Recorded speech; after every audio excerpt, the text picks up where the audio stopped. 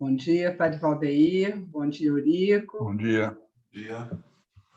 Estamos aqui para mais um café da manhã da ADCE, Associação de Dirigentes Cristãos de Empresa. Hoje, dia 6 de outubro de 2022. E já é Natal, hein, Padre Valdeir? Já. Que coisa impressionante, né? Impressionante como é que o ano realmente correu aí com rapidez. E a pandemia passou e nós sobrevivemos. Graças a Deus e a ciência, né? Nós já estamos aí com um bom grupo de assistentes, Eurico, estamos aí com 42. 42 contando conosco, comigo, contigo e conosco. O Gigi, tem aqui uma mensagem do Adalberto, aguardando no link. Pois é, mas ele está aqui na sala já. Então já. Ok. Tá? Ele, a Silvana, tá, okay. a turma toda. É bom que a gente tem Clark, né, Eurico? E aí vão nos acompanhando, mas só tem Clark quem é bom, né? Vamos, é verdade.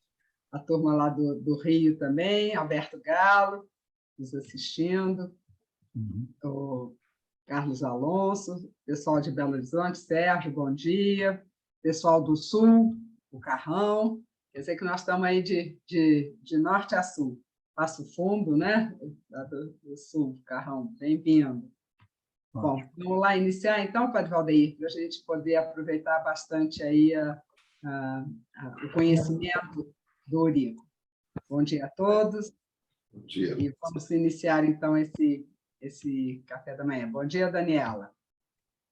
Bora, Padre Valdeir. Em nome do Pai, do Filho e do Espírito Santo. Amém. O evangelho de hoje, o evangelho de Lucas. Naquele tempo disse Jesus aos seus discípulos: se um de vós tiver um amigo e for procurá-lo à meia-noite e lhe disser: amigo, empresta-me 3 pães, porque um amigo meu chegou de viagem e nada tenho para lhe oferecer. E se o outro responder lá de dentro: não me incomodes, já tranquei a porta, e meus filhos e eu já estamos deitados. Não me posso levantar para te dar os pães. Eu vos declaro, mesmo que o outro não se levante para dá-los, porque é seu amigo, vai levantar-se ao menos por causa da impertinência dele e lhe dará quanto for necessário. Portanto, eu vos digo: pedi e recebereis, procurai e encontrareis, batei e vos será aberto. Pois quem pede recebe, quem procura encontra, e para quem bate se abrirá. Será que algum de vós que é pai, se o filho pedir um peixe, lhe dará uma cobra? Ou ainda se pedir um ovo, lhe dará um escorpião? Ora, se vós que sois maus sabeis dar coisas boas aos vossos filhos, quanto mais o Pai do céu dará o Espírito Santo aos que o pedirem. Palavra da salvação. Glória a vós, Senhor. Interessante desse evangelho, porque o ponto central do evangelho é a questão da oração. A nossa oração precisa ser realmente uma oração, como diz aqui, né? Ou seja, pedindo para que a gente possa receber. Nós procuramos cada vez mais essa intimidade com Deus na oração, né? Com o Pai, com o Filho, com o Espírito Santo, né? Precisamos bater na porta, né? Ou seja, de Deus e pedir. E por que bater na porta de Deus e pedir? Porque Deus, ele sempre respeita o livre-arbítrio do homem. Deus não vai impor nada ao homem. A pergunta: por que tanto sofrimento? Por que tanta doença? Por que tanta catástrofe? Por que tanta coisa? Isso daí o homem tem que perguntar a si mesmo, não tem que perguntar para Deus. Ele tem que perguntar para si mesmo. Por quê? Ou seja, em Deus ele encontra a resposta de todas as coisas, mas ele também tem que encontrar as respostas em si mesmo. E ele só vai encontrar a resposta em si mesmo quando ele se dirige a Deus. Quando ele vai até Deus, ele deixa-se conduzir por Deus. O que talvez seriam esses 3 pães que ele está pedindo? Você não tem 3 pães? Pai, Filho e Espírito Santo. A Trindade. Você não tem a Trindade para me dar? Será que nós não temos algo para oferecer para a humanidade hoje em dia? Temos o Pai, o Filho e o Espírito Santo. né? E se nós realmente, ou seja, oferecemos isso à humanidade, evidentemente que as pessoas vão ficar felizes, né? Por quê? Porque nós vamos dar isso. Agora, o grande problema é que muitas vezes nós tomamos posse, ou seja, do Pai, do Filho e do Espírito Santo, e achamos que nós somos tão dono que nós não partilhamos com ninguém. Então, a oração é o momento da intimidade de Deus, é o momento da partilha. Santo Agostinho vai dizer que nós somos mendigos diante de Deus e nós só sabemos pedir. E é verdade, a gente só sabe pedir mesmo, e eu acho que a gente deve continuar pedindo, né? Porque aqui o próprio Evangelho diz, pedir e recebereis, né? Mas Santa Teresinha vai dizer, então, no mês missionário, que a oração é uma intimidade tão grande com Deus que ela se retrata simplesmente num simples olhar aos céus. Quando nós olhamos para os céus, ou seja, nós já estamos nessa intimidade com Deus. Senhor onipotente, Pai bondoso, que criastes todas as coisas temporais para servir e deleitar o homem no caminho para o seu destino final, e que nos chamastes a colaborar contigo na tua criação e na tua providência, ao marcar-nos com a vocação de cristão, de dirigente cristão de empresa.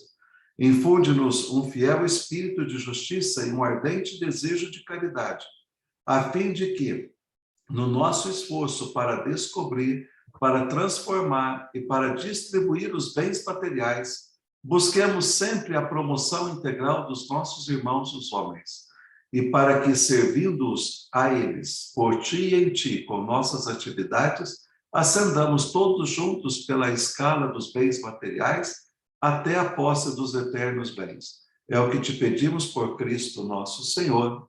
Amém. Obrigada, Padre Valdeir. Urico, de novo atravessamos o oceano. Estamos lá em Portugal também, aqui com o nosso querido José Roquete nos assistindo, nos prestigiando.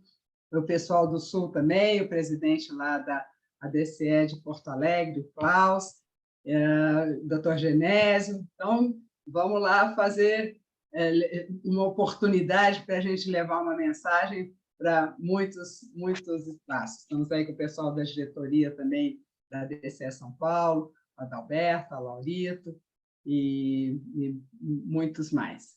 Então, vamos seguir. E, Urico, quem é Urico? Bom dia a todos. Muito obrigado, Gigi.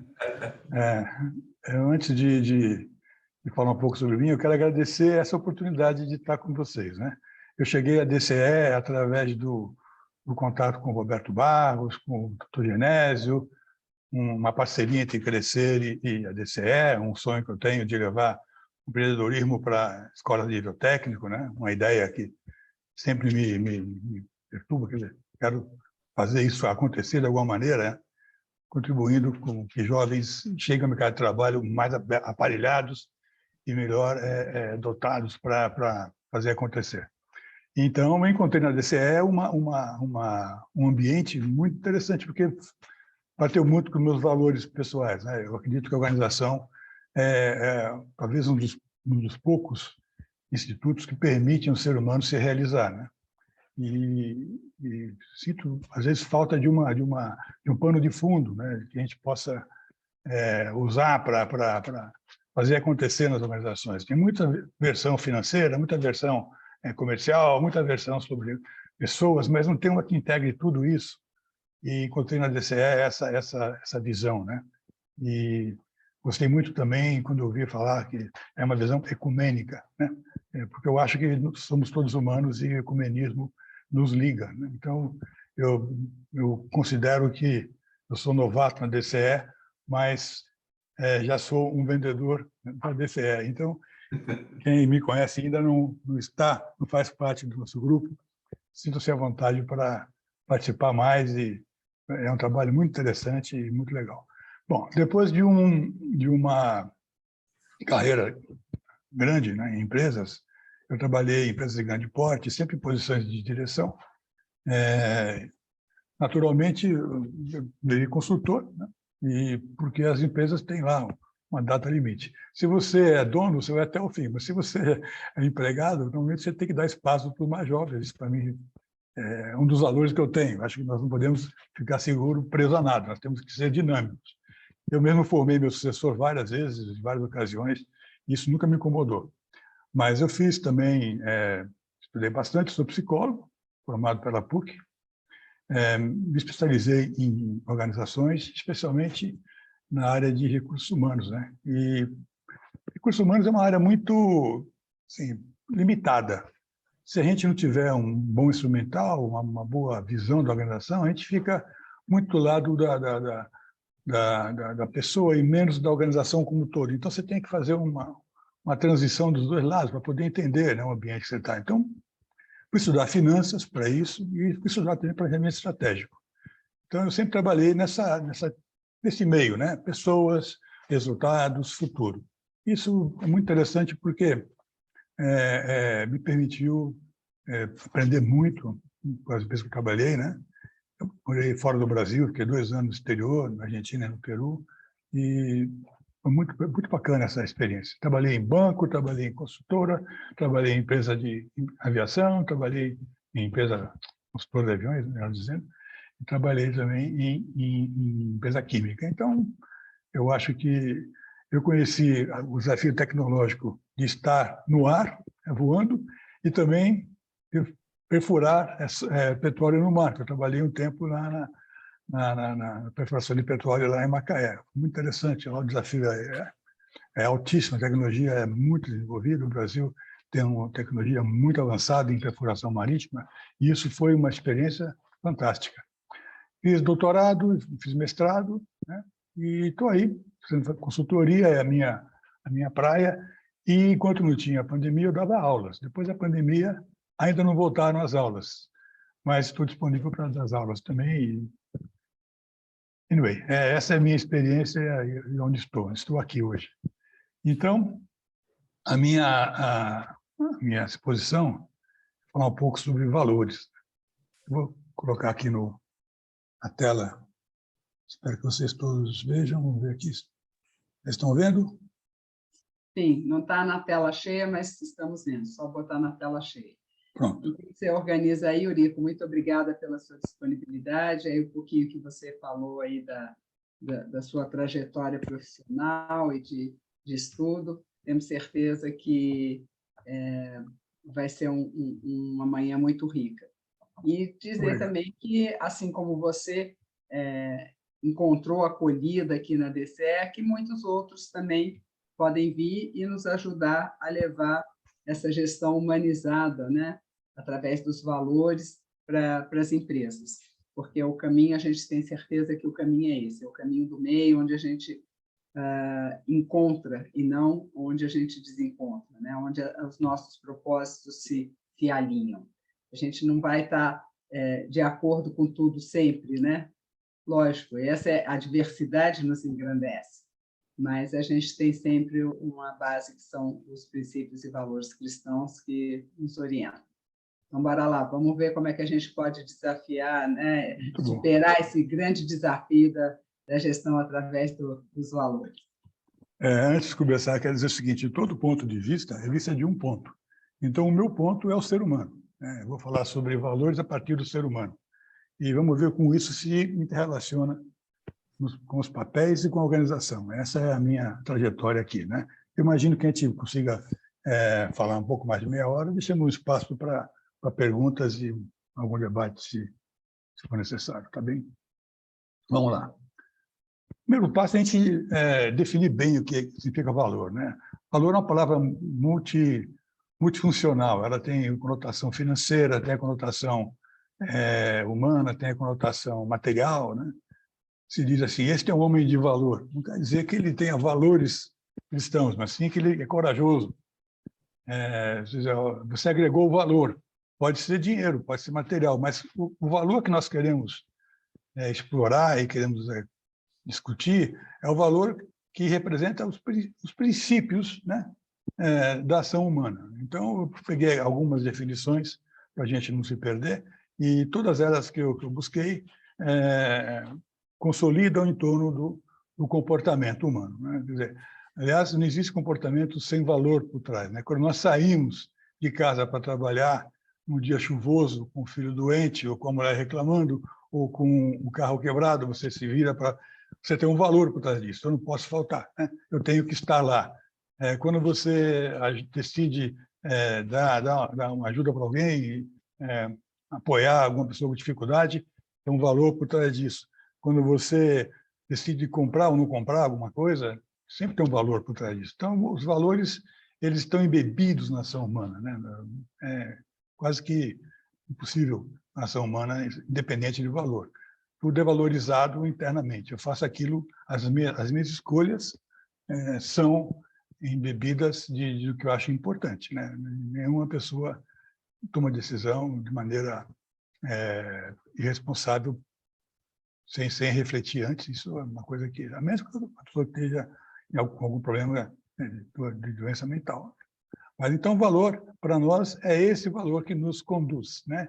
E aqui debaixo, eu tenho aqui fundamentos éticos que norteiam o comportamento humano. Aqui consolida bastante bem o que é valor para nós, né? E sem esses valores, a gente fica meio perdido. Então, a gente vai discutir um pouco mais sobre isso. Vamos imaginar, então, a empresa com valores, né? A empresa com valores é um movimento que está sendo conduzido pela DCE, e eu peguei esse material do que eu recebi.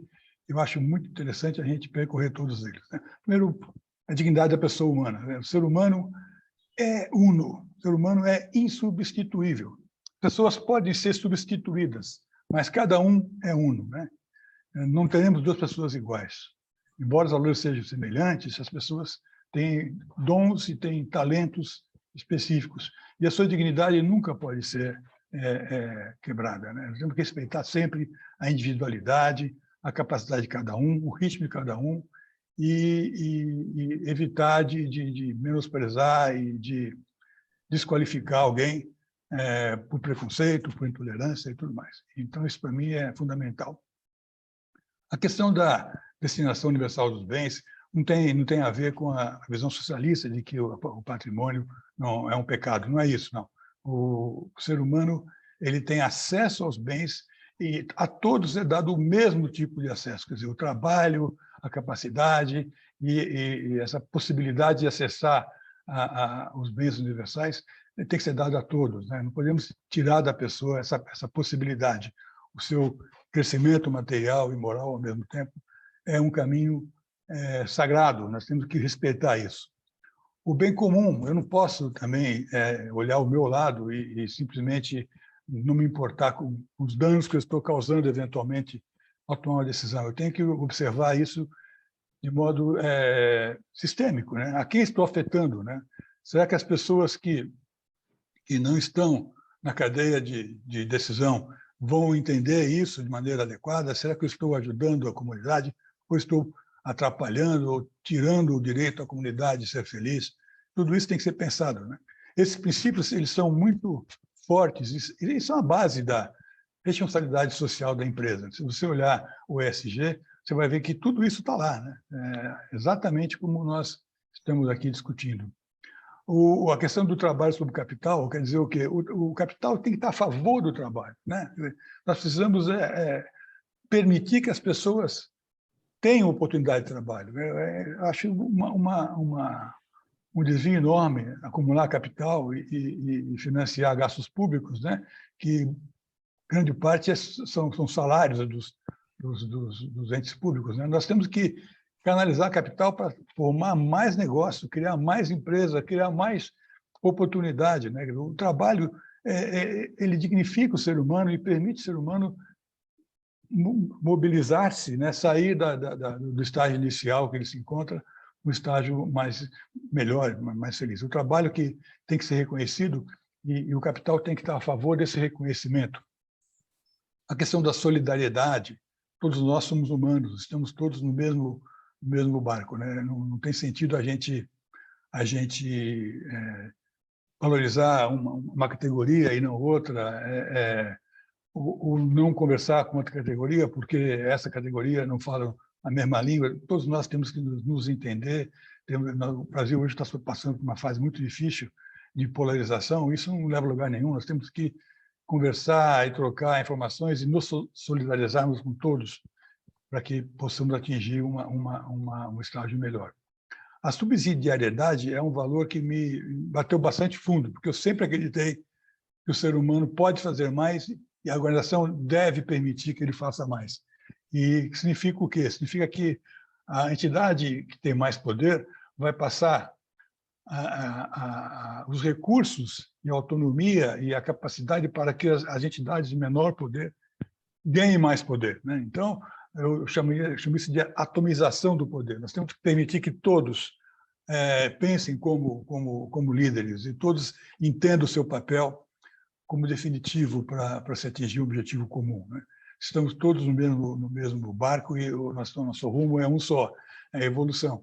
E se eu tiver pessoas que pensam como eu e fazendo o trabalho que tem que fazer na mesma linha de valores, com a mesma capacidade de entrega, eu vou ter muito menos despesa com controle, vou ter muito menos despesa com correções, porque as pessoas estão entendendo o seu papel, estão fazendo acontecer. Eu fico muito feliz quando eu vejo histórias de ex-empregados que montaram o seu negócio e trabalham para o seu patrão, ex-patrão, criando novos empregos e permitindo que esse patrão acesse outros mercados, né? Eu acho que são histórias muito bonitas. Conheço várias pessoas que fazem isso, fizeram isso, e isso é um caminho excepcional de crescimento, na minha opinião. E a questão da participação, né? A empresa, ela deve ser participativa. Por quê? Porque afeta todos. E a opinião de todos é importante ser ouvida. Claro que a decisão empresarial nem sempre é participativa, mas ela deve ser comunicada de modo participativo, né? Deve ser entendido para que as forças que estão naquele momento entendam e participem de maneira ativa da ação, né? Podemos gerar pessoas contrárias, conflitos, porque não foram obviamente comunicadas e não estão participando da decisão. Claro, a decisão sempre é tomada a quem é de direito, a quem tem maior risco, né? Eu costumo dizer que o empresário, quando perde o negócio, perde todo o seu patrimônio, né? O empregado perde o emprego. Agora, você pode conseguir um outro emprego, mas patrimônio ele é acumulado através de muito tempo, né? Uma família que depende de uma empresa, aquilo é acumulado por anos de trabalho. E é muito triste ver uma empresa fechar as portas. É muito triste ver um empresário não dar certo, né? Porque não são só os empregos, também é todo o seu patrimônio moral e material que está indo, né? Então, essa participação ela não é igualitária, mas ela é necessária. Então, esses são os valores que eu encontrei na DCE e na Empresa com Valores, que eu acho que permeiam e são os princípios que nos norteiam. Então, usando isso como pano de fundo, vamos avançar um pouco mais. Vamos pensar, então, numa empresa, né? Um ambiente que ele é totalmente gerenciado por valores, né? Imagine vocês como líderes, né? E a sua organização, você tem isso de maneira ativa, né? Positiva.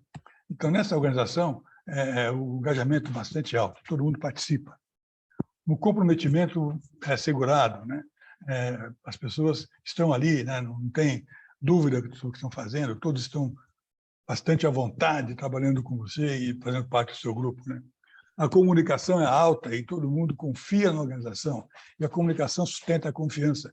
Costumo dizer, se você confia numa pessoa, você pode dizer qualquer coisa para ela. E se ela confia em você, ela pode ver qualquer coisa de você. Agora, se você não confia, ela não confia em você, nós não dizer nada, porque vai ser usado contra você. Então, nós temos que ter a confiança ótima, otimizada. Você faz parte da minha equipe e eu confio em você, você pode confiar em mim. E aí podemos falar qualquer coisa, porque não estamos criticando, não estamos derrubando, não estamos criando uma dificuldade para o outro. Não, estamos ajudando a pessoa a evoluir, né?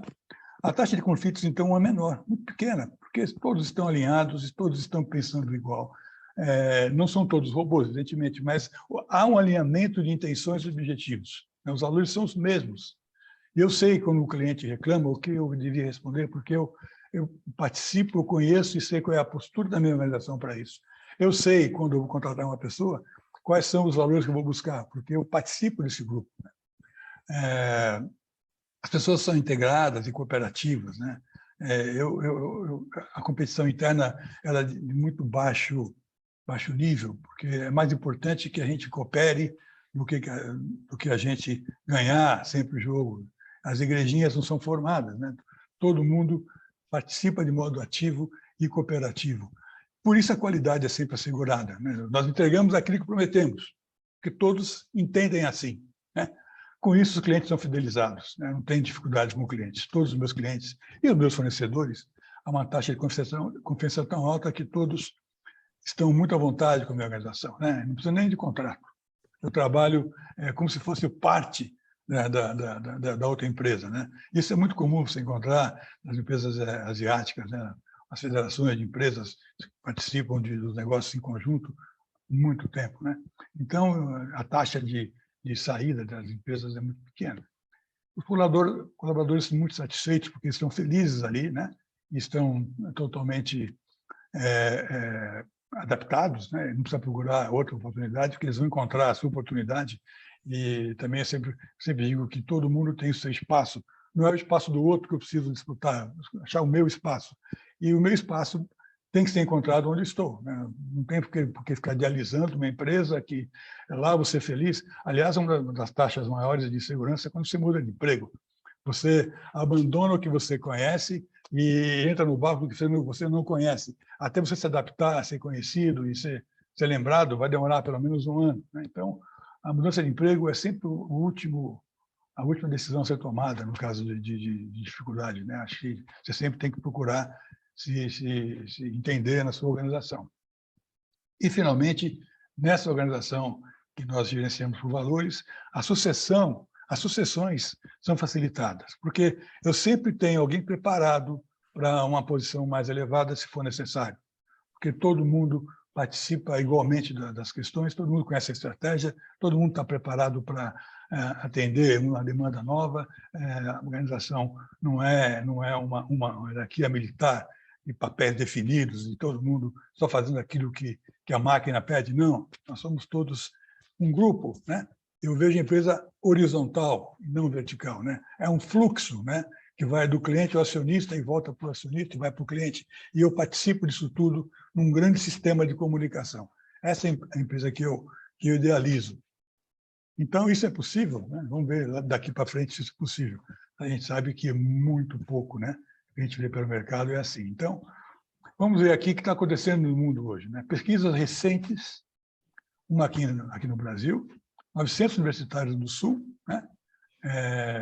Que são da geração Z, nascida depois de 95.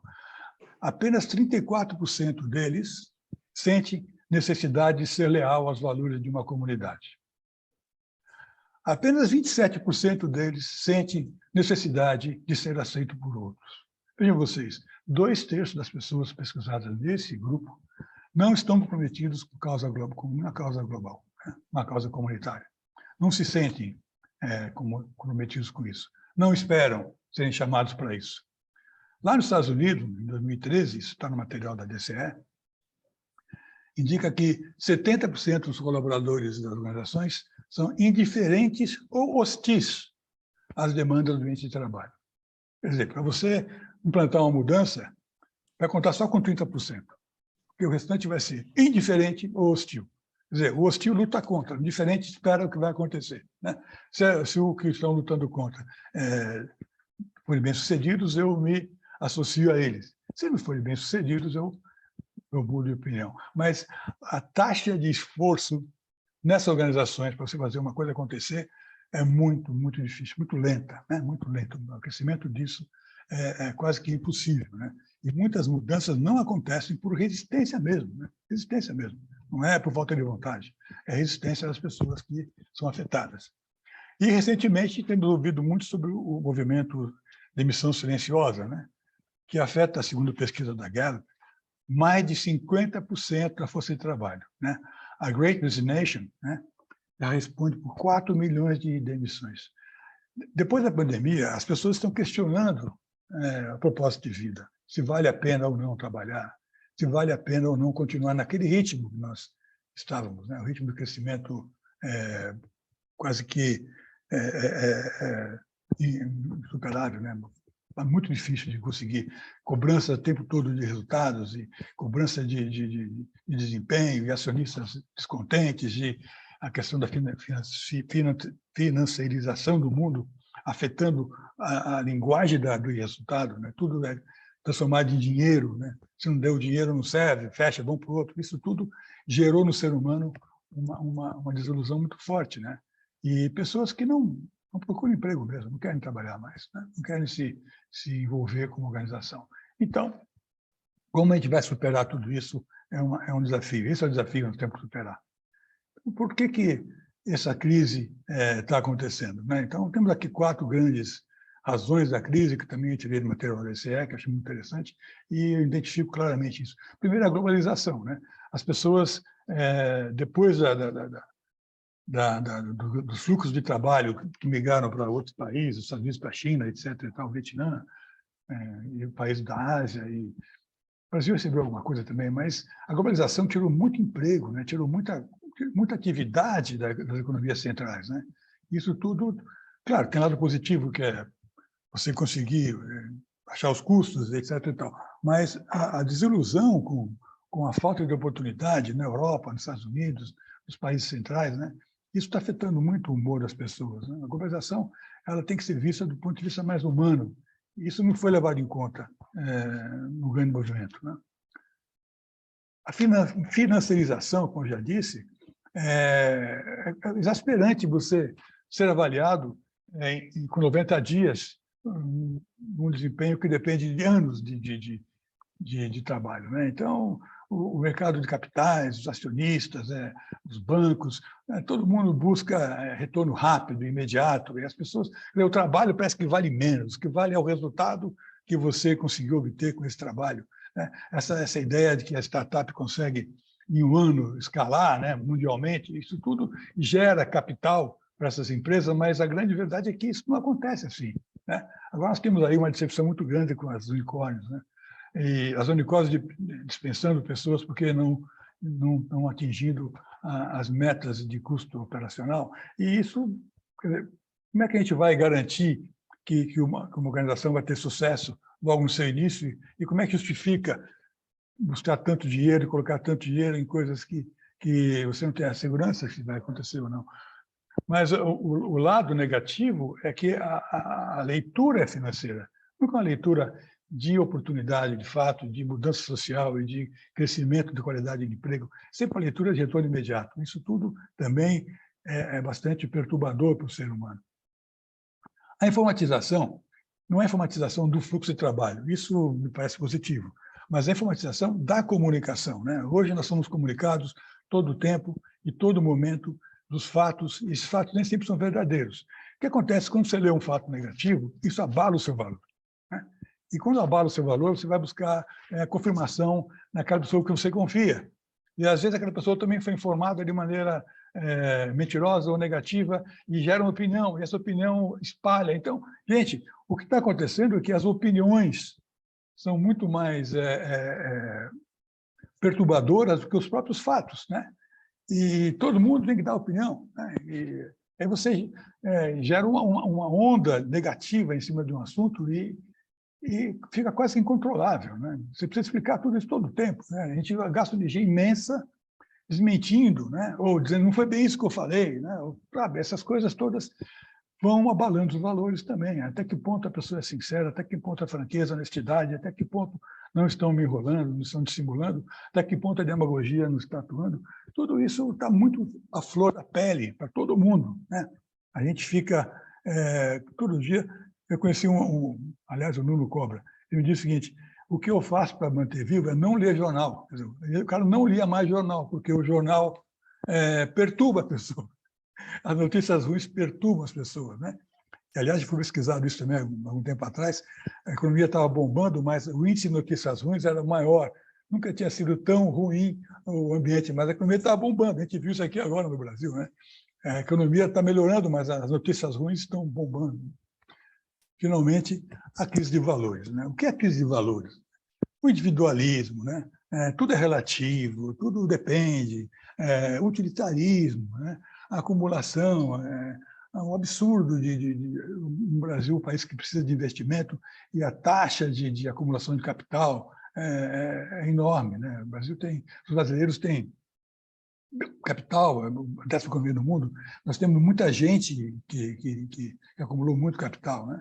E isso não está voltando para a nossa economia, não volta de maneira...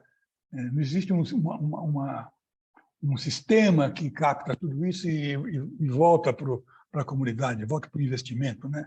E parece que as pessoas estão mais preocupadas com o bem viver e fora daqui, né? Não é assim, né? O índice de compradores de casa na Flórida, né, brasileiro, é uma coisa que parece sem sentido, né? Buscamos também a satisfação imediata, né? O prazer imediato, aquilo que dá prazer imediato. Nós sabemos que a vida não é assim, né? O trabalho não dá satisfação imediata, você precisa construir para poder trazer. Você recebe o dom, depois você entrega, isso tem um prazo, tem um tempo, né? E os direitos são mais importantes que os deveres, né? As crianças já nascem cobrando, né? Todo mundo cobrando tudo, e os pais se sentem impotentes para ajustar e para responder às questões, né? Isso gera essa crise toda. Então, está aí a explicação para aquela situação que nós falamos lá de passado. Então, o fato é que o mundo está complexo, cada vez mais complexo. Isso nos afeta muito. O índice de depressão nos Estados Unidos aumentou muito, quase 50% da população já está com depressão, sente sinais de depressão. A ansiedade também aumentou bastante, inclusive no Brasil, né? A taxa de pessoas que não se sentem satisfeitas é enorme. Em 2013 nós tivemos vários protestos aí sem muito razão de ser, né? E tudo está muito difícil, né? Então, como é que a gente vai lidar com isso, né? Então, vamos falar um pouco do que é complexidade, para poder a gente entender esse mundo e superar essa questão. Complexidade tem que ser distinta de complicação, né? Vamos separar. O mundo é complicado. Não, o mundo não é complicado, o mundo é complexo. Complicado é fazer um avião, né? Um avião você tem 1 milhão de partes, em média, que se relacionam quase que bionimicamente. Então, se deu um input de uma parte, a outra parte responde de maneira exatamente como programada. Ele é tão perfeito, a máquina é tão perfeita que ela voa sem interferência humana, né? Nós temos aí os drones, nós temos também os VANTs e temos também aviões grandes que já foram testados. Teve um voo que saiu de Miami, foi a Melbourne, e voltou sem piloto, um 747. Então, hoje é totalmente possível você colocar um avião no ar sem interferência humana. E o índice de acidente de aviação, 99% depende de ter interferência humana.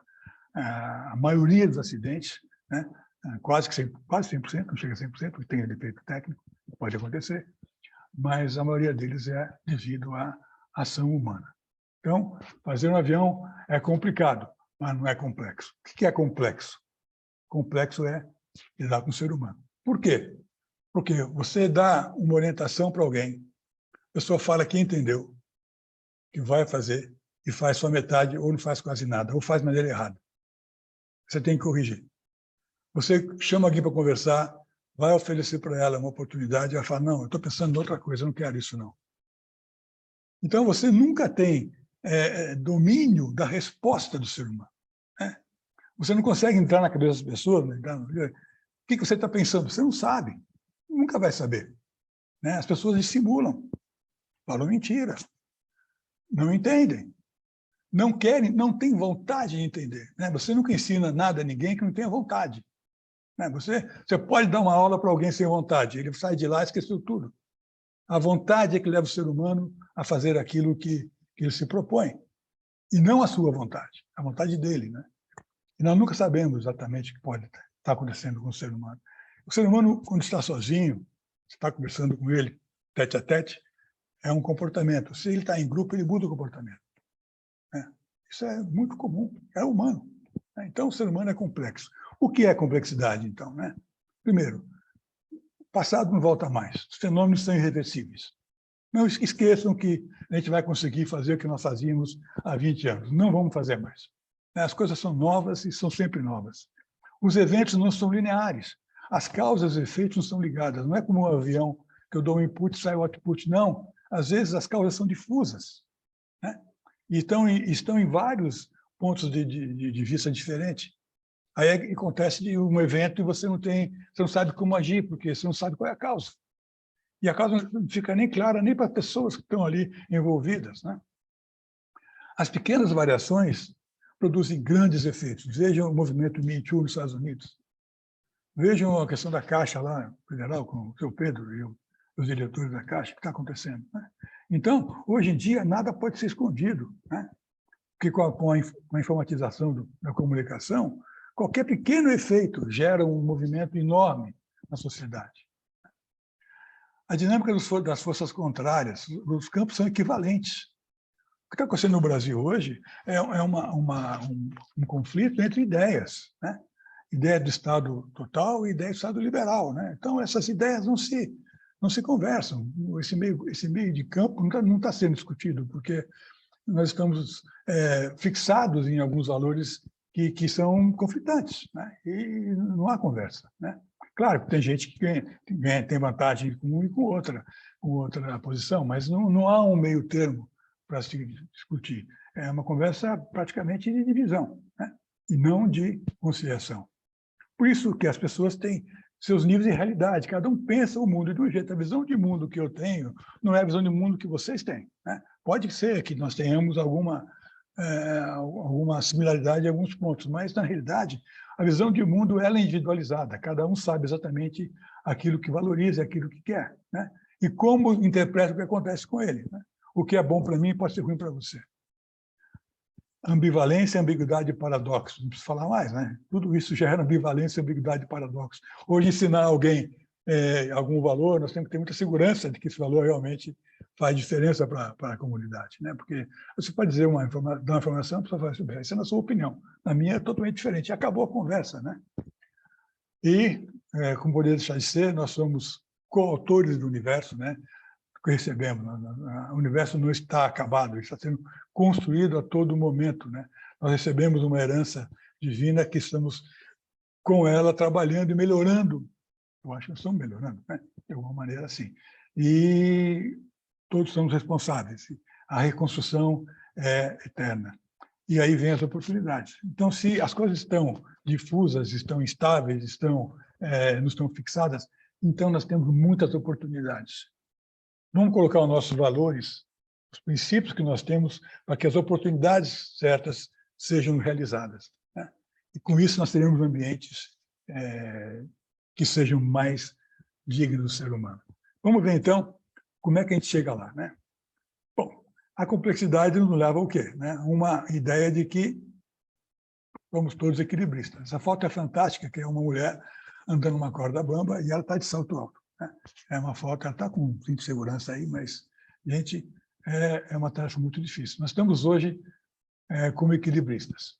Essa é a grande verdade. Estamos numa corda bamba e, todo o tempo, precisamos nos posicionar e com isso, não podemos deixar de ir para frente. Eu li uma história no livro do Newton Bonder, Fronteiras da Inteligência, chama esse livrinho, que ele conta sobre um rabino falando de um equilibrista. O equilibrista, quando ele está na corda bamba, ele só tem um ponto de referência, que é o mastro do outro lado. Então, ele tem que olhar para frente, não pode distrair. Ele tem que dar passo atrás de passo com esse mastro fixo. Mas, quando ele se volta para retornar, ele perde o mastro de vista e ele só tem um ponto de referência, é ele próprio. Então, é o valor que você tem, você é que faz você dar a volta e conseguir continuar. Então, vamos ver como é que isso acontece no ser humano. Vamos olhar, então, como é que a gente dá essa volta, né? E continua, porque a gente vai continuar equilibrista, não tem jeito.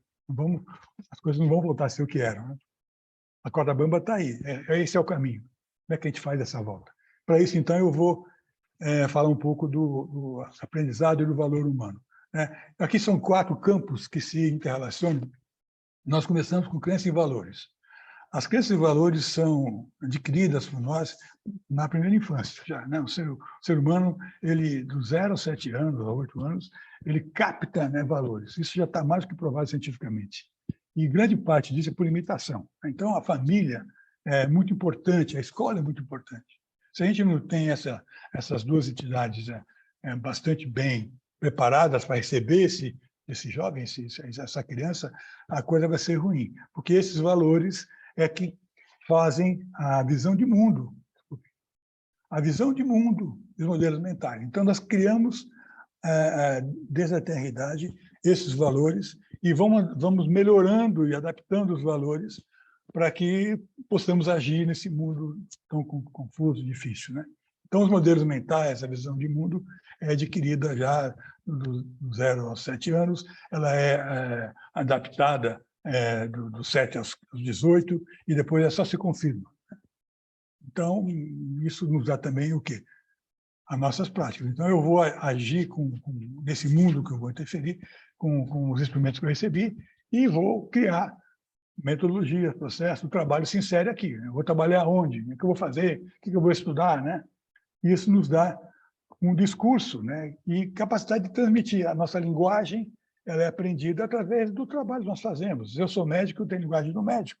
Se eu sou engenheiro, é do engenheiro. Se eu sou empresário, é do empresário. E isso é transmitido no ambiente de maneira que eu reforço outras crenças e valores. Então, é um modelo que se interage, né? Ele influencia mutuamente. Então, nós não conseguimos escapar dessa... E para eu entender esse ser humano, então, eu tenho que começar a olhar agora o que nós estamos discutindo aqui. Quais são as crenças e valores, qual é a visão de mundo, quais são as práticas, finalmente, qual é o discurso e o conhecimento que eu vou transmitir como líder para que esses valores sejam, de fato, praticados na minha organização.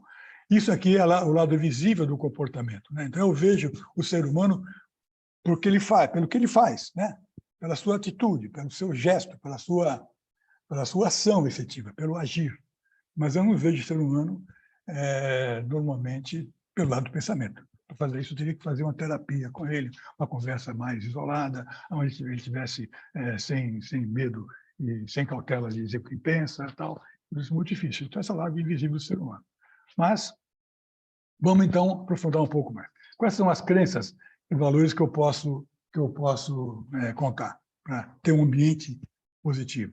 Aqui eu coloquei alguns exemplos, tá? Não são todos possíveis, não, tá? Primeiro, o ser humano é vocacionado para servir. Se eu acredito nisso, né? Se eu faço isso, eu transmito isso para o meu pessoal, né? Todos terão essa capacidade, né? Valorizarão essa atitude. Todo ser humano pode desenvolver isso. Estou correndo um pouquinho, mas acho que vai dar tempo. Todo ser humano pode chegar lá, né? Encontrar o seu potencial, o seu dom. E a organização ela deve contribuir para isso, né? Se eu estou numa empresa, se eu estou numa escola, se eu estou num órgão público, eu preciso ter na cabeça que as pessoas estão ali para aprender, né? Não estão ali simplesmente para ganhar seu dinheiro e ir para casa. Não, estão ali para desenvolver um serviço. Eu tive uma experiência muito legal, que eu precisei ir ontem lá na Secretaria de Imposto de Renda, e fui muito bem atendido por uma menina que estava lá, muito bem atendido. Eu falei, poxa, muito obrigado pelo seu tempo, você me ajudou bastante. Não é comum a gente encontrar uma pessoa com tão boa vontade no serviço público. Eu tive que elogiar, mas existem pessoas que fazem isso por prazer, sentem muito bem, né? E aí o líder ele é responsável, eu acredito nisso, por desenvolver e por educar e direcionar as suas pessoas, né, a sua equipe. É papel dele. O líder educador é parte do papel do líder. Não é somente... Eu acho que a autoridade seria o último estágio da liderança, né? Você só usa autoridade se nada deu certo, né? Se usar isso como primeiro, você está sendo militarista, né? Que isso funciona muito bem no Exército. Por que o Exército funciona bem? Porque o ser humano, quando entra lá, ele é treinado a esquecer o que ele aprendeu e aprender de novo.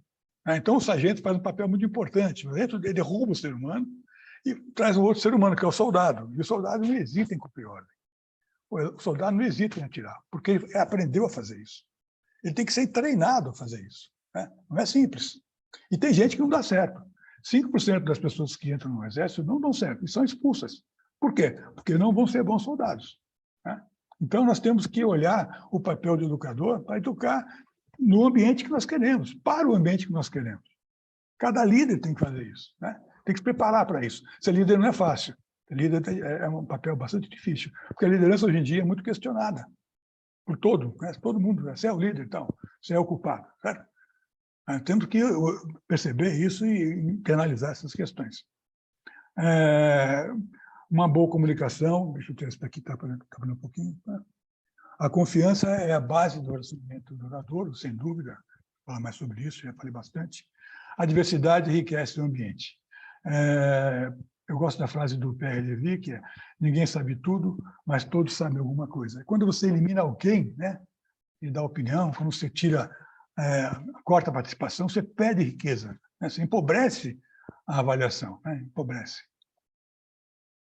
O trabalho dignifica o ser humano. Às vezes a gente fica pensando, pô, você trabalha muito, tal. Eu trabalho desde os 16 anos. Gente, eu sou feliz trabalhando, eu me sinto muito bem trabalhando, né?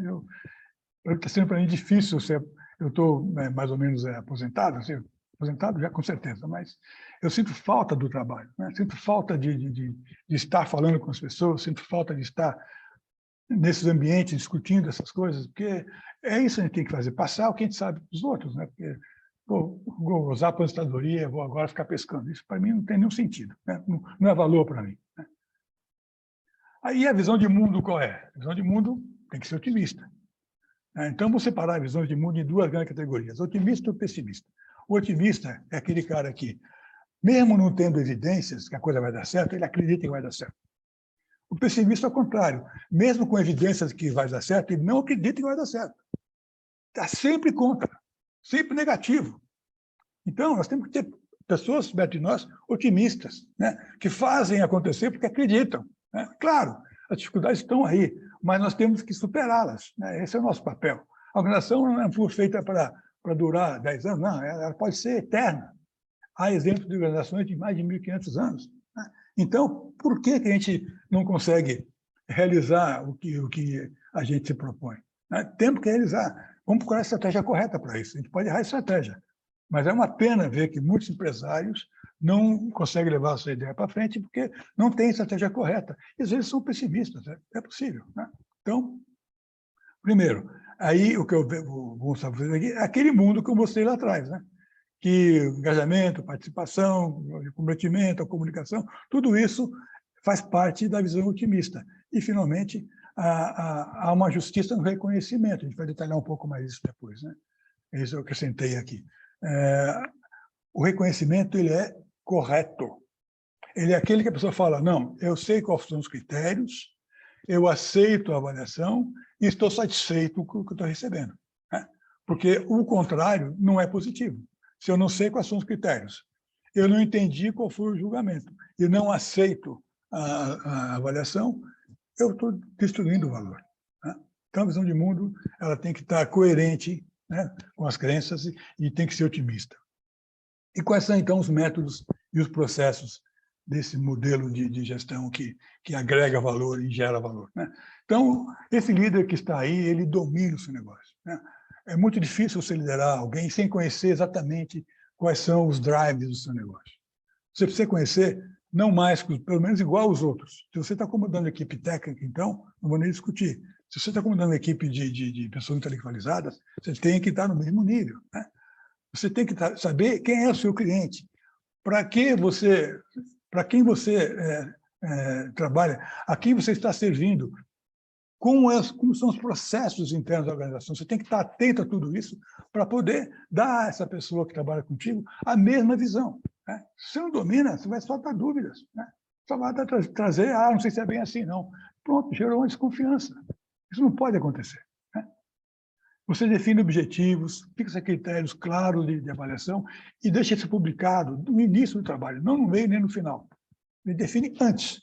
E vamos trabalhar. Se estiver errado, a gente corrige ao longo do caminho. Mas vamos definir antes. Ninguém deveria entrar numa atividade sem saber quais são os critérios de avaliação dessa atividade. Por que eu estou fazendo isso? Para quem eu estou fazendo isso? Né? O que acontece se eu atrasar? O que acontece se eu não entregar? O que acontece se o cliente não ficar satisfeito? Então, eu tenho que saber. Todos têm que saber. Né? Faz parte da dignidade humana. Saber o que eu estou fazendo. E não usar o ser humano como peça de uma engrenagem. Eu posso trocar um pelo outro, porque não muda nada. Não, essa visão mecanicista não é mais aceita por ninguém. Nem para as pessoas mais simples. Elas não aceitam a visão mecanicista mais. Faz o que eu estou mandando. Essa é a sua opinião, não aceito isso. Vou ouvir na sua cara, se der ordem para a pessoa mais simples, faz o que eu estou mandando aqui. Você vai, no mínimo, adquirir um inimigo. Tá? No mínimo. Aí você acompanha e monitora sem interferir. Né? Então, esse é seu método. Você acompanha, você ajuda as pessoas e você não interfere, deixa elas fazerem. Né? Dá autonomia e acompanha. Monitora, não deixa cair sozinho no buraco. Né? Você tem que ser justo no julgamento. A gente vai discutir um pouco mais sobre julgamento. Né? Justo o que é? Você não pode ser conveniente. É conveniente não falar isso. É conveniente ajudar o meu amigo. É conveniente que eu contrate um parente. É conveniente que eu mantenha as coisas como estão. Não. As pessoas percebem isso. Né? Elas sabem que você não está sendo justo. E vão comentar isso. E vão criar desconfiança. E vão criar uma animosidade que vai interferir no seu trabalho, e você vai perder produtividade de equipe, com certeza. Briefing e debriefing é uma atividade que os militares fazem, principalmente na aviação. Cada missão que é definida, se reúne o grupo, diz, olha, essa é a missão, esse é o objetivo, essa é a estratégia, esses são os parâmetros e tal. E quando voltam na missão, sentam, vão fazer o debriefing. O que aconteceu, quem deu certo, quem se atrapalhou, quem fez mais rápido, tal. Por quê? Porque tudo isso é aprendizagem coletiva, né? Então, você puxa a aprendizagem para dentro da organização. Você não simplesmente manda fazer e esquece. Não. Você participa, cria um modelo de aprendizado que é transmitido a todos e ao mesmo tempo, né? Então, todo mundo fica sempre sintonizado com a importância das coisas. Você investe tempo para conhecer o seu liderado, né? Eu diria o seguinte, pelo menos metade do tempo de um líder é conversando com o liderado, né? A porta tem que estar aberta, tem que estar disponível, o telefone tem que estar à disposição. Um amigo meu que trabalhava numa empresa grande, diretor ele era, e ele disse, olha, uma coisa que eu nunca me esqueci, um dia eu passei na sala do meu chefe, como eu trabalhava, falei, bom dia, chefe, tudo bem? O chefe estava lendo o jornal, abaixou o jornal e disse, eu te chamei aqui? E o cara nunca mais esqueceu isso, né? Então, quando você faz mal para alguém, né, depois de 30 anos, o cara vai se lembrar que você fez. Se você faz o bem, em 5 anos ele esquece. Essa é estatística também. Então, nós temos que estar preparados para receber qualquer tipo de reclamação, qualquer tipo de dificuldade, e temos que estar preparados para ouvir e partilhar nossas visões, né? Às vezes, corrigir uma percepção, né? Às vezes, dar uma informação que vai mudar aquela avaliação da pessoa. Tudo isso faz parte do papel do líder. Aconselhamento, né? Isso é aconselhamento. E você tem que ver o seu... Eu gosto muito dessa ideia de que todos somos sócios na organização, né? Tem algumas empresas que fazem isso de maneira muito, muito positiva. Aquela rede Outback, por exemplo, eu li no jornal que os sócios das casas novas são empregados das casas antigas. Acho muito bacana isso, né? Então, o cara vai trabalhar depois de 5 anos, ele tem possibilidade de ficar sócio, de abrir uma casa nova. Então, todo mundo participa da expansão do negócio. Eu acho isso maravilhoso, né? A Sodexo, que eu saiba, eles entregam ações para os empregados, para todos os empregados ganham ações na Sodexo. Isso é um sentimento muito legal. Eu faço parte desse time, eu sou dono também, né? Muito interessante isso. Qual é a linguagem de comunicação, finalmente, né? Diálogo estratégico, eu não vou discutir o tempo, vou discutir, por exemplo, futebol, tudo isso é só amenidade. Tem que discutir com as pessoas qual é a estratégia da organização, qual é a minha estratégia, o que você pensa sobre ela, o que você gostaria de fazer. Vamos discutir um pouco qual é o nosso negócio, quem é o nosso cliente, em qualquer nível. As pessoas vão entender isso. Vão entender. A pessoa sabe, ela está ali para servir, ela vai entender, né? Não tem demagogia, né? A linguagem tem que ser direta. Ser franco e verdadeiro nem sempre é estratégico. Mas você não pode ser mentiroso. Se você não pode falar, você não pode dar informação agora. Aguarde um pouco mais. Agora, não minta. Não enrole ninguém, né? Não deixe a pessoa sair da sua sala ou da conversa desconfiada de você. Ganhe confiança na conversa. Cada vez que você conversar com alguém, é uma oportunidade de ouro para ganhar confiança. Como é que você ganha confiança? Você tem que entregar aquilo que prometeu, né? Ser transparente, estar presente, claro na comunicação, né? Saber ouvir, construir confiança. Tem que ser flexível na liderança, né? Tem até uma teoria que eu gosto muito, que é a liderança situacional, que as pessoas têm maturidades diferentes, e o líder não pode tratar todo mundo igual, né? E as pessoas evoluem na maturidade também. Conheçam, por favor, quem não conhece, é uma teoria muito interessante. Você modela a sua liderança de acordo com a maturidade do líder, do liderado. Isso é muito interessante. Exemplo. Tem que ser coerente no exemplo, né? Não dá para você fazer uma coisa e falar uma coisa e fazer outra. Isso, na primeira vez que você fizer isso, já perdeu a confiança de todo mundo. Então, né, nós temos aí 3 grandes estágios, quase no final, tá? Para isso. Primeiro, vamos ver, né? Vamos estudar o assunto, vamos conhecer o que são valores e como é que eu posso utilizar isso a favor de uma melhor liderança, né? Então, reconhecer em você mesmo os seus valores. O autoconhecimento é fundamental. Se eu não me conheço, se eu não tenho domínio das minhas próprias aspirações e concepções de vida e visão de mundo, eu não consigo entender a do outro. Então, o autoconhecimento é fundamental. Os meus valores são condizentes com o que eu estou pregando. Eu estou numa organização que me permite evoluir, eu posso passar isso para alguém, eu posso vender o que eu estou comprando. Né? Aí pesquisar se a sua equipe tem os valores que você compartilha. Eu sempre digo, o mais perigoso da organização não é o incompetente, é o competente com valores desviados. Porque ele é exemplo, ele é competente, ele dá resultado, mas os valores deles não são exatamente iguais aos seus. Então, ele vai fazer o quê? Ele vai criar uma cisão na organização. Ele vai criar um grupo que é fiel a ele. Né? E esse grupo pode ser um grupo mal intencionado. Então, atenção com valores. Mais que com resultados. Você pode recuperar o resultado, o valor você não recupera. O valor é na origem. Né? Saber que valores suportam as afirmações. Como você não consegue ver o que a pessoa pensa, então, quando ela falar alguma coisa, quando ela dizer, por que você está dizendo isso? O que está por trás dessa declaração, dessa afirmação sua? Vamos discutir um pouco mais isso. Eu não trabalho com carioca, eu sou carioca, tá, gente? Carioca é muito folgado. Vamos discutir um pouco sobre por que você está dizendo isso. Estou dando um exemplo aqui bem trivial. Né? Não é bem assim. Eu conheço cariocas que são folgados. Eles são excelentes profissionais. Vamos discutir um pouco essa sua afirmação, que ela exclui o grupo do nosso grupo. O que está acontecendo? Né? Okay? Ninguém fala nada de graça. Aí que nós estamos com o horário bem estourado já.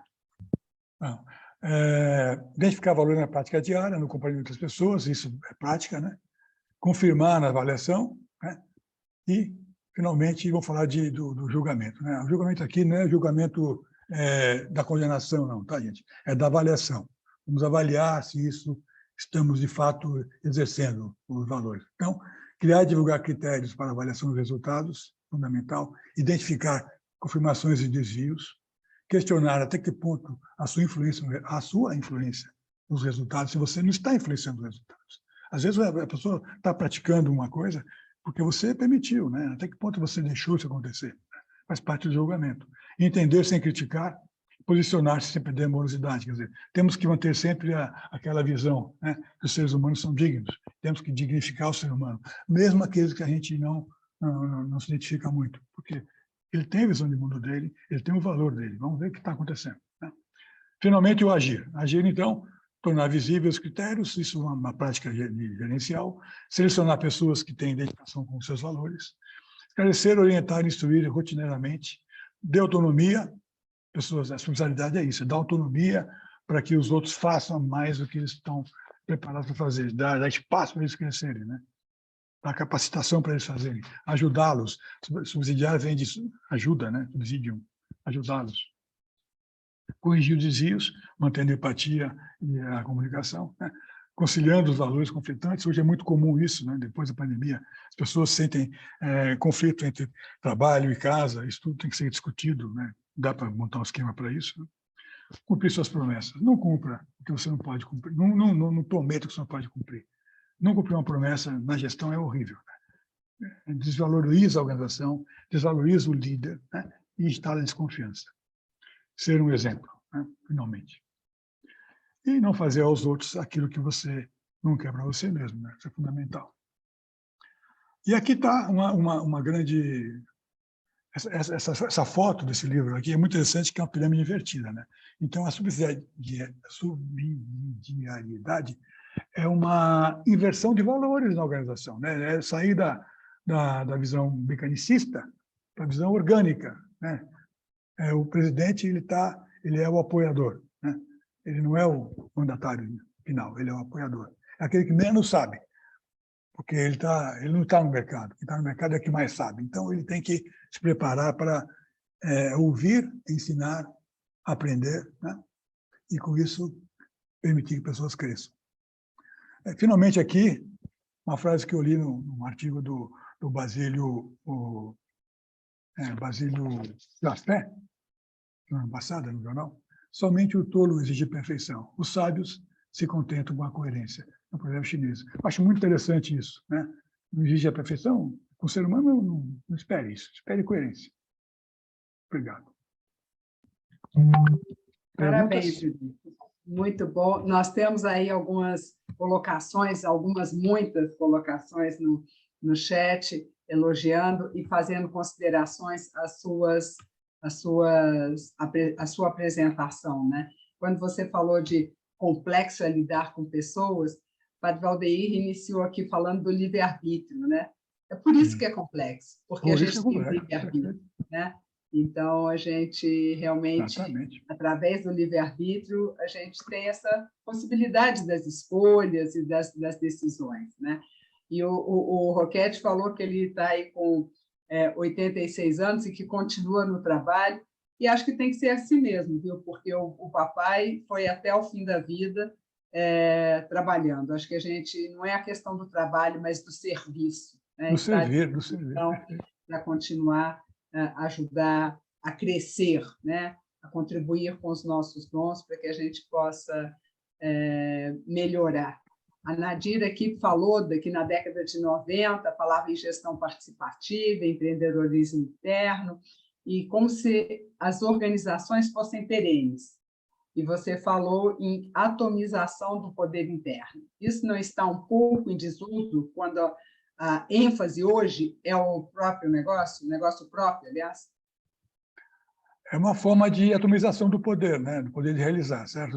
Eu até preferia que nós tivéssemos milhões de microempreendedores do que milhares de empresas grandes, né? Eu acho que o ser humano se realiza pelo trabalho, e o trabalho sendo feito com a capacidade dele próprio entregar, né? Não depende de mais ninguém, a não ser dele, é muito mais gratificante, né? Quer dizer, ser empreendedor é natural para o ser humano, né? Eu acho que todos nós somos um pouco. Nós perdemos essa capacidade quando nos associamos a uma grande organização, né? Burocratizada, porque o que acontece? Se você atomizar o poder na organização, você cria o caos, né? Então, isso tem que ser relativo, quer dizer, nem tanto, nem um lado, você tem que ter uma composição entre delegação, autoridade e responsabilidade. E isso, na empresa de grande porte, é muito regulamentado, né? Porque os riscos são imensos, né? Eu tive exemplo, uma vez, para contar, de um colega nosso que precisou de um equipamento de uma empresa concorrente. E ele tinha autonomia para buscar isso no mercado e resolver comprar, então ele alugar e tal. Ele foi lá e pediu emprestado.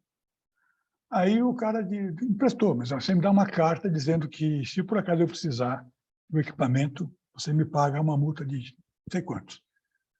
Ele assinou a carta e entregou para o concorrente. Quer dizer, ele assumiu o risco que ele não podia ter assumido, certo? Ele não tem poder para dizer para o concorrente que pagaria uma multa de X milhões se acontecesse uma coisa na equipe do outro, que ele não tem domínio. Isso ele passou do limite. A empresa grande porte não permite isso, não pode, né? Então, agora, por outro lado, se ele tivesse impedido de procurar a solução, né? O trabalho está parado, o que eu vou fazer? Então, vamos combinar, então. Você pode alugar, você pode comprar, você pode, sei lá, pedir emprestado e dar carta, você não pode. E tudo bem, vamos cumprir. Então, o que acontece é que as pessoas, às vezes, confundem, né? Me deu autonomia, então posso fazer o que quiser, posso dar aumento porque quiser? Não. Posso demitir quem eu quiser? Não. Pode. Vamos conversar sobre isso, certo? E, se não tem essa conversa, então melhor você não fazer nada, que vai atrapalhar, certo? Então, eu prefiro sempre... Eu tenho outros diferentes da sua na parte da confiança, que não teve multa, emprestou porque o outro precisava. Então, a gente tem muitas histórias aqui, mas nós já estamos 12 minutos já passou, ultrapassando o horário, e a gente gosta de prezar porque as pessoas têm compromisso, claro, e faz parte aí do combinado, né? Então, que a gente agradeça aí, Eurico, e se tiver alguma pergunta a mais, a gente depois, o Eurico fica... Pode mandar por e-mail. Manda por e-mail e a gente responde aí essas perguntas, e peço que o Padre Valdeir nos dê uma bênção final ou faça alguma consideração. Você falou que não é comum ser bem atendido, deveria ser o comum a gente ser bem atendido. Esse é o caminho, né? Padre Valdeir, por favor. Eurico, eu vou dizer uma coisinha muito rápida. O trabalho pode ser visto de duas formas. Primeiro, como um castigo de Deus porque o homem pecou. E a segunda forma de ver o trabalho é como um colaborador de Deus para a continuação da sua obra.